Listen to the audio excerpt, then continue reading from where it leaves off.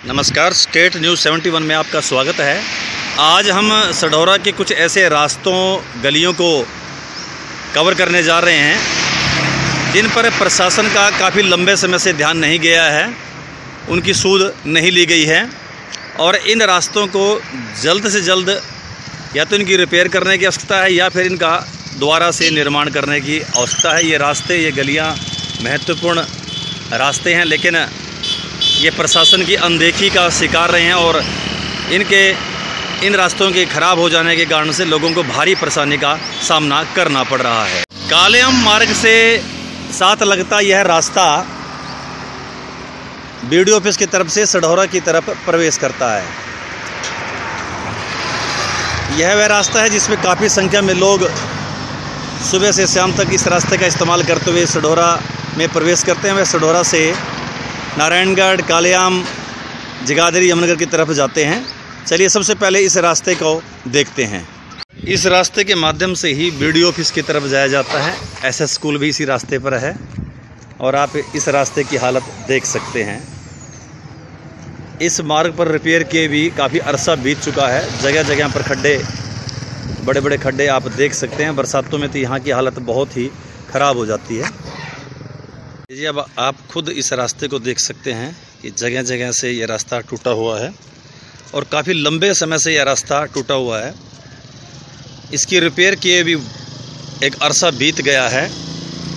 वाहनों को भी बड़ी मुश्किल से यहाँ से बचकर गुजरना पड़ता है और बरसात के दिनों में तो इसकी हालत और भी खस्ता हो जाती है। देख लीजिए कितने बड़े बड़े गड्ढे इस रास्ते पर आपको दिखाई दे रहे हैं, जिससे पैदल चलना और वाहनों का यहाँ से गुजरना बहुत ही मुश्किल हो जाता है। लोगों ने अपने हिसाब से इन खड्डों को अपने आप से ही मिट्टी आदि डालकर इनको भरा है ताकि कोई दुर्घटना ना हो, लेकिन बरसात के दिनों में अक्सर यहाँ पर छुटपुट दुर्घटनाएं होती रहती हैं। वाहन चालक गिर जाते हैं। पैदल अनजान व्यक्ति भी इन खड्डों में गिरकर काफ़ी बार चोटिल हो चुके हैं। SS स्कूल के मोड़ पर आते आते इस रास्ते की हालत और भी ख़राब हो जाती है। थोड़ी सी बरसात आने पर यहाँ पर एक पानी का सैलाब खड़ा हो जाता है। एक नदी सा दृश्य यहाँ पर दिखाई देता है। आप देख सकते हैं प्रशासन को इस रास्ते की तरफ जल्द से जल्द ध्यान देना चाहिए और इसकी रिपेयर करने की बजाय इस रास्ते का दोबारा से निर्माण कर देना चाहिए ताकि लोगों को असुविधा ना हो। आप देख सकते हैं कि इस रास्ते की हालत कितनी ख़राब है।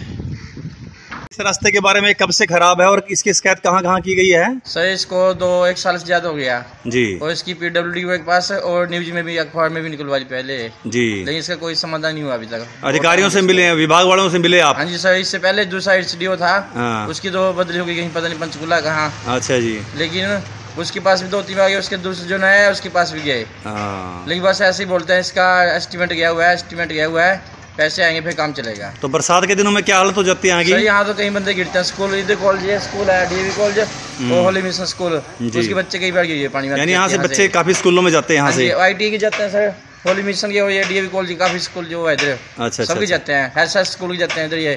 ठीक है, तो सैकड़ों बच्चे गुजरते हैं दिन में? हाँ जी सर, काफी बच्चे जाते हैं सर, क्यों नहीं, लगभग Holi mission school, DAV college और ITA सब बच्चे यहीं से जाते हैं, सब रास्ते ही है 90%। और भी जो काम काज करते हैं, गाड़ियाँ वगैरह यहीं से जाते हैं? यहीं से जाते हैं सर।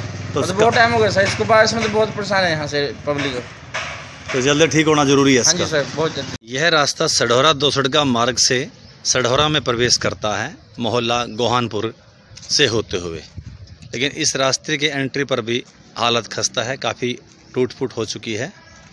इसकी रिपेयर हुए भी काफ़ी समय हो गया है।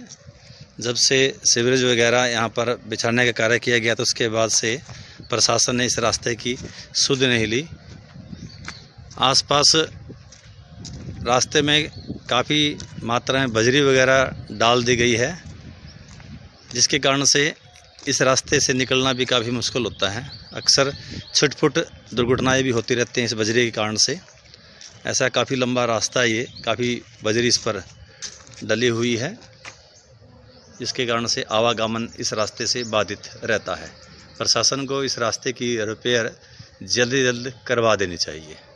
यह है कस्बे के पूर्वी छोर यह है कस्बे के पूर्वी छोर पर स्थित जयमल कॉलोनी, जिसके एक हिस्से में गलियों की हालत पूरी तरह से खस्ता है, नालियां नहीं है।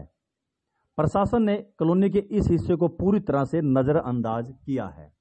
अनेकों बार अधिकारियों का ध्यान इस ओर खींचा गया, लेकिन सिवाय आश्वासनों के कुछ नहीं मिला। आप देख सकते हैं कि कॉलोनी के इस हिस्से की, इस गली की हालत कितनी खस्ता है। गांव की गलियां भी इससे अच्छी पोजीशन में हैं, लेकिन इस गली की हालत आप अपनी नज़र से देखें तो आप वास्तव में यकीन करेंगे कि वास्तव में इससे खस्ता हालत की गली कोई हो ही नहीं सकती है। कच्ची गली है, आसपास नालियां नहीं है, पानी अपने रास्ते से ही चलकर आगे जा रहा है, पानी की निकासी नहीं है। कॉलोनी के दूसरे हिस्से को यह जो मार्ग है, बहुत वर्षों पहले इस पे गली हुआ करती थी जो बहुत नीचे हो गई। अब उस गली पर यह घास उत्पन्न हो गया है, दोनों तरफ के प्लाटों में पानी भर गया है। रास्ता पैदल चलने के लिए भी लगभग बंद सा हो गया है, और जब बरसात होती है तो इसकी हालत देखने लायक होती है। यहाँ पर सरोवर सा दृश्य उत्पन्न हो जाता है, गंदा पानी इकट्ठा हो जाता है, जिससे अनेक बीमारियां भी जो है उत्पन्न हो जाती हैं। आप खुद देख सकते हैं कि इसकी हालत कितनी खस्ता है।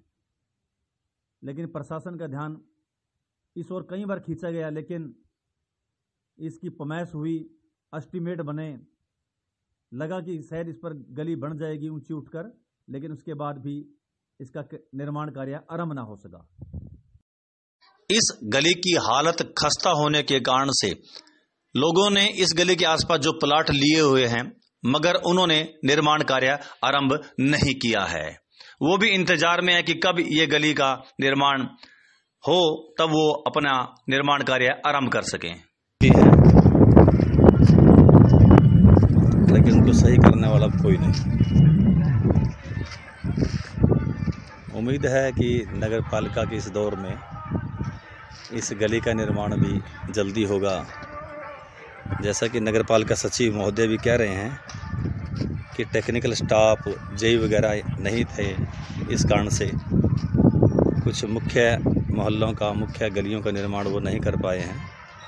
तो उम्मीद करेंगे कि स्टाफ जल्दी आए और जहां पर बेहद ज़रूरत है गलियों के नवनिर्माण की, नालियों के नवनिर्माण की, रास्तों को पक्का करने या उनके रिपेयर करने की, ये काफ़ी लंबे समय से जो रास्ते कच्चे पड़े हैं उन रास्तों को पक्का करने की, तो उन पर कार्य होगा। साथ ही कस्बे की बहुत सी गलियां ऐसी हैं जो हैं तो पक्की, लेकिन सीवरेज पड़ने के बाद से उनकी हालत भी ख़राब हो चुकी है, ऊंचा नीचा वो हैं, और अक्सर दुर्घटनाएं वहां पर होती रहती हैं।